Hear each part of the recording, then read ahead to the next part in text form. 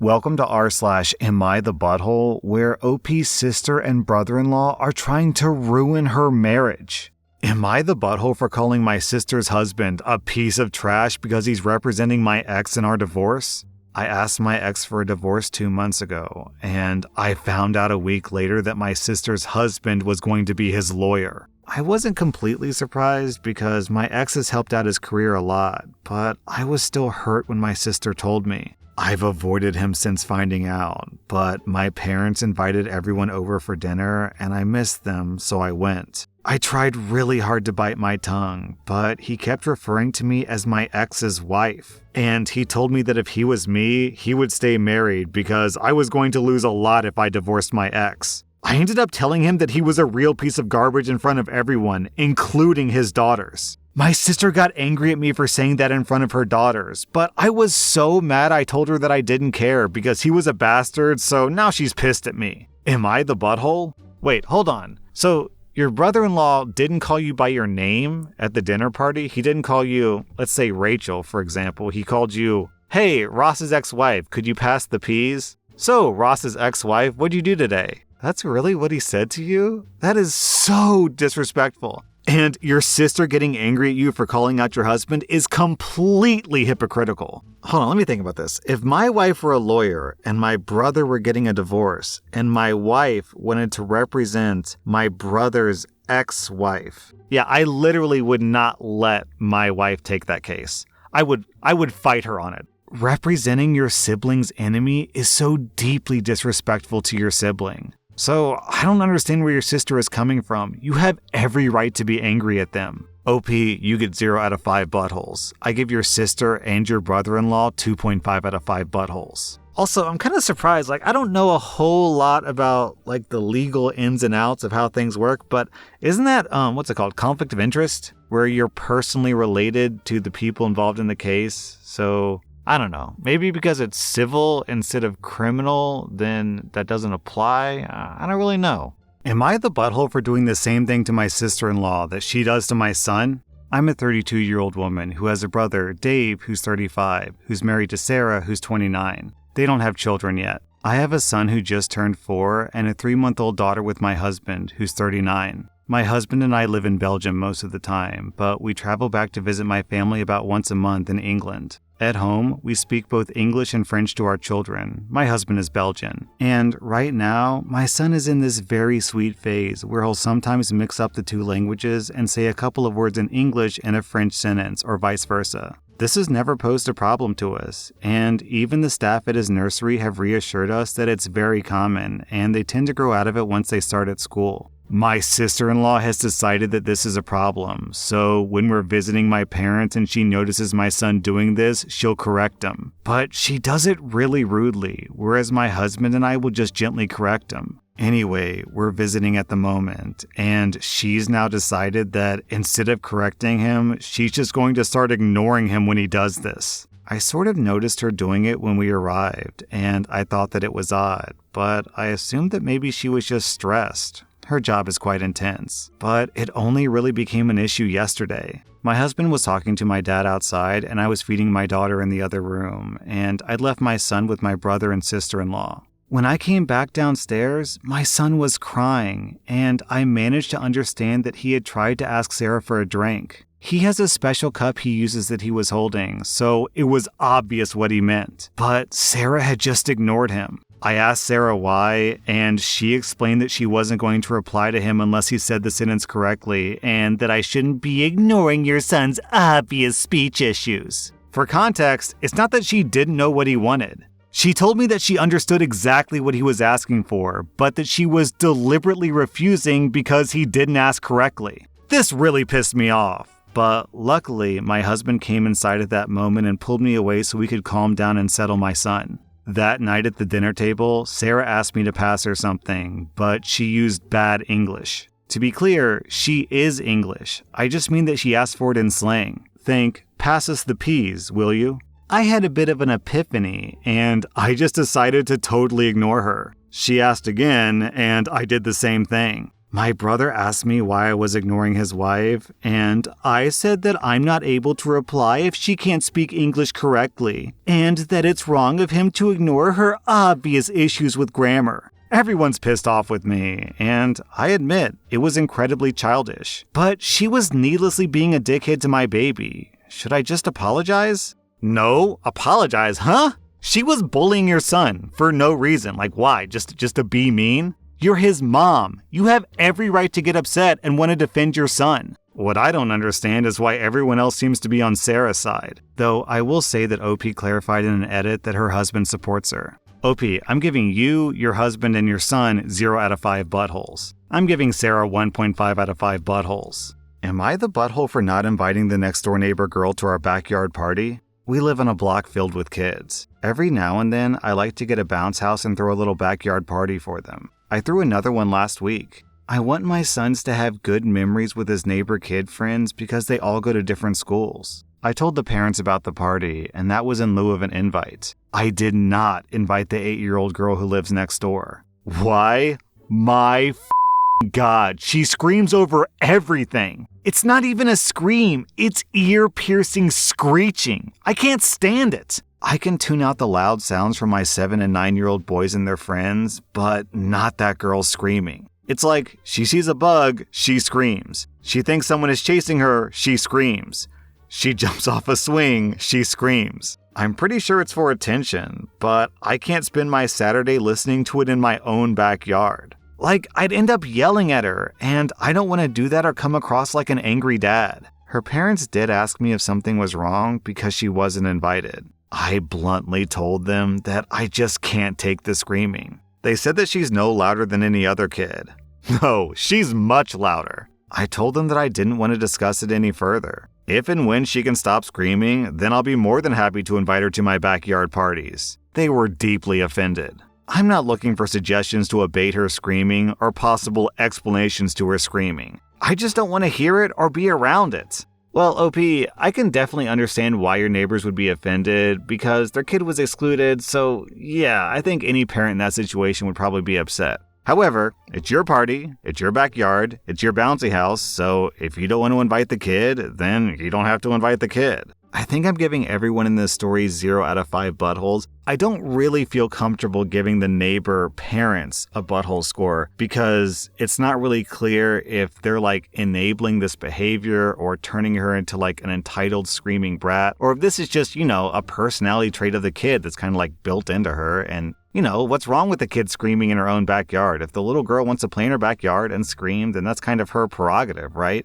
Anyways, I see no buttholes here. Am I the butthole for sending an invoice to my wife's cousin after she didn't have space for us at our wedding? I own a printing company that I run with my wife. Her cousin came to us and wanted us to do all the signage, banners, guest books, life-size cutouts, etc. for her wedding. We do this all the time for friends' weddings and events, and we never charge. We're happy to help out, and it's usually a lot of fun working together to make some cool stuff. A few weeks before the wedding, her wedding planner tells us they need all the items by X date so they can set up for the wedding. At this point, we hadn't received our wedding invitations, and we didn't even know when the actual wedding was. My wife texts her and tries to clarify when the wedding is, and if we missed the invitation somehow. My cousin replies and says, "Oh, we downsized the wedding, and we decided to have like a close friends and family thing." And she said that they didn't have space for us in the small venue. My wife and I are pretty hurt and insulted. And on top of that, we've spent close to $2,000 on all the materials. Her cousin and the wedding planner kept making tiny revisions to the artwork, had us print samples to see how they'd look in person, and resize several of the items a few times, etc.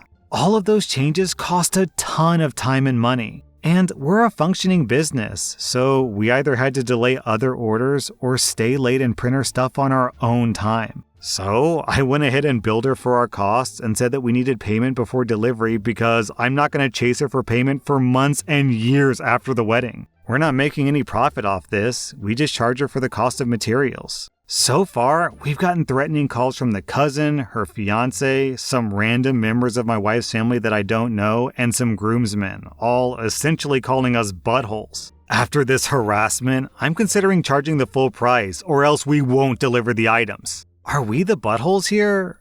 Sorry, but I'm not going to waste my hard-earned time and money on someone who doesn't even consider us close friends and family. So the funny thing about this, OP, is that since you were involved in making stuff for the wedding, you have an exact head count from the beginning. And what's interesting is that OP never mentioned okay, so we started making invitations for 50 people and then we made invitations for 36 people instead. So presumably that means that the head count never changed, which means that she never intended on inviting OP and she just used the excuse of downsizing to avoid responsibility. OP, I think you are 100% justified here. If she had actually invited you to the wedding, then you could have called it a wedding gift.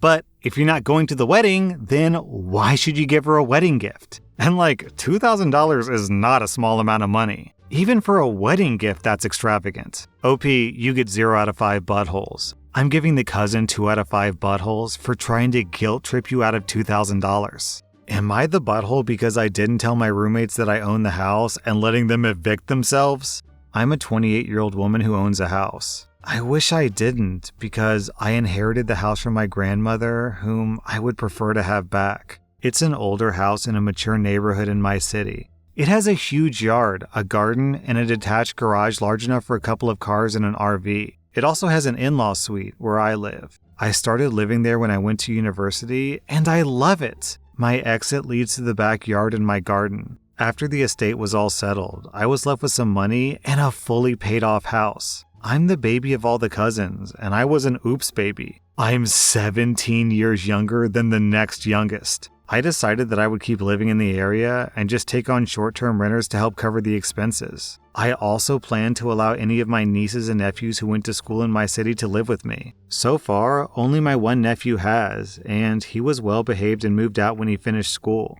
I found a couple that wanted the entire upper floor for 1 year while they got settled for moving across the country for work. No big deal. I have 3 nephews and nieces graduating next year, and only one of them might go to school in my city. So I let my property manager set up a 1-year lease. My city does not have a minimum rental increase. This is important. So after 6 months, the problem started. The wife got pregnant and they like the house. They haven't found a house that they want to buy yet. They want to keep living here, but they don't want a roommate. So one day, the husband catches me and says that he talked to the property manager about renting the entire house and that I might want to start looking elsewhere for a place to live. I check with my property manager and yep, he confirms that the husband wants the entire house. So I talked to my lawyer because I don't want any problems. As long as I increase rent at least 1 year after they start living there and I give 3 months notice, there's literally no limit on the rental increase I can make. So I tell my property manager to raise the rent for the ground level by 50%. I give them a notice of this rent increase for 5 months, so I'm in the clear.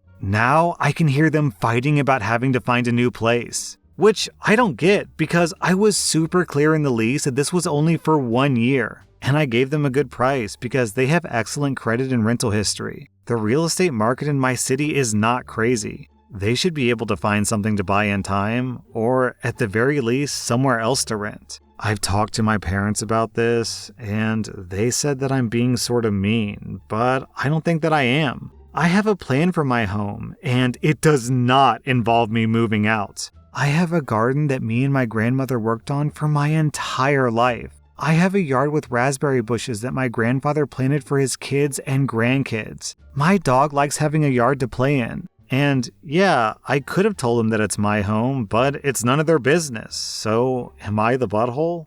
OP, you're following all laws and regulations regarding renting. And as far as I'm concerned, it's your house. So if you don't want people living in your house, you have every right to kick them out. You know, assuming you follow eviction guidelines, of course, which sounds like you are. And the funny thing is, the husband was completely ready to kick you to the curb, so why should you feel bad about kicking him to the curb? OP, I'm giving you 0 out of 5 buttholes. I think I'm also giving the husband 0 out of 5 buttholes because there's nothing exactly wrong about changing your mind and wanting to live in a place for longer.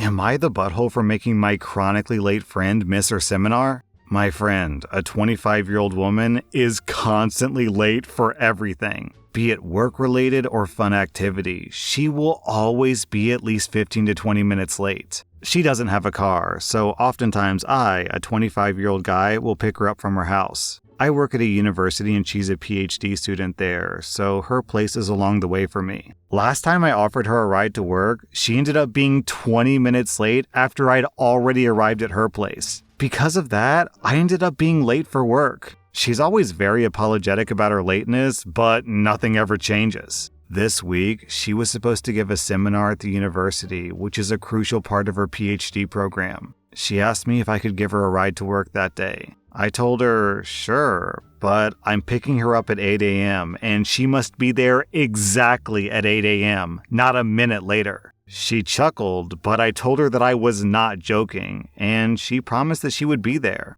The morning of her seminar, I drove to her place and got there at 7:55 a.m., and I texted her that I was here. She told me that she would be out in just a minute. At 8 o'clock, there was no indication that she would come out, and she didn't text anything, so at 8:01, I drove off. At around 8:20 a.m., she called me asking me where I was. I told her I was at work and that I wasn't joking when I told her that she had to be ready right that minute. She started screaming and crying over the phone and told me that she was having a hard time that morning and couldn't be ready right at 8 a.m. She then begged me to come back to pick her up because her seminar was at 9 a.m. and she needed to be at school before then. I could have driven over there quick enough to pick her up and drop her off without it affecting my work, but I decided that I didn't want to do that, and I told her that I wouldn't. She was crying and hyperventilating at that point and said that she would promise to never be late for anything else again, and re-emphasized that this seminar was crucial for her PhD and that she absolutely cannot miss it without severe consequence. I responded, "Oh well," and hung up. I then went about my day at work normally. I feel like I could have gone back to pick her up in this scenario since it wouldn't have been detrimental to me. And at the same time, this was something very important for her. On the other hand, I feel like this should be a wake-up call for her chronic lateness. Alright, hold on a second. You left at 8:01 and you were at work at 8:20, and you said that her place was on the way to your work, which presumably means that her place is closer than your place. That means you got to work in 19 minutes. So at 8:20, she has 40 minutes to get to the place she has to be. And if it took you 19 minutes and she has 40 minutes to do it, then what's stopping her from just getting an Uber, right? It's not like you were dooming her to miss her own seminar. She could have ended your call, ordered an Uber, waited 10 to 20 minutes, and then still arrived in time. But I guess she didn't because she didn't want to spend $30 on the Uber. OP, you're completely in the clear here. Her lateness is her problem, and if it's so important that she shows up on time, then she should respect your time as well. OP, I'm giving you 0 out of 5 buttholes. I'm giving your friend 1 out of 5 buttholes. Just download Uber, lady. No need to hyperventilate and cry. Just order an Uber. That was rSlash and if you like this content, check out my podcast where I publish the exact same episodes. Also, hit that subscribe button because I put out new Reddit videos every single day.